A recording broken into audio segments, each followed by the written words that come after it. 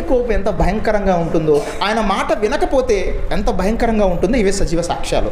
ఆయన మాట వినాలంటే ఆయన మాట వినకుండా ఎక్స్ట్రాగా మనం ఆలోచించి, అదనంగా మనం ఆలోచించి ఏదో చేద్దామనుకుంటే ఇప్పుడు మన దేవుని వాళ్ళారా, ఆయన నీ స్థితిని, నీ వ్యవస్థను, మన కుటుంబాలను అన్నిటినీ కూడా తారుమారు చేసేస్తాడు. ఆయన ఏం చెప్పాడు తెలుసా? మాట వినండి, మాట వినటం శ్రేష్టము.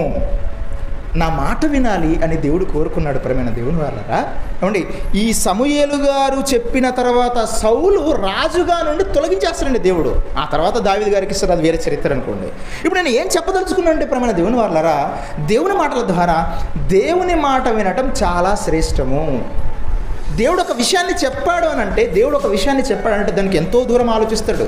సౌలుకు ఒక మాట చెప్పాడంటే అది చెయ్యాలంతే, దాని వెనక చాలా చరిత్ర ఉంటుంది. దేవుని మాట ఇక్కడ మనం గుర్తుంచుకోవాల్సింది ఏంటంటే, దేవుడు మాట చెప్పితే అది ఖచ్చితంగా మనం వినాలి, లేకపోతే చాలా నష్టం జరుగుతుంది.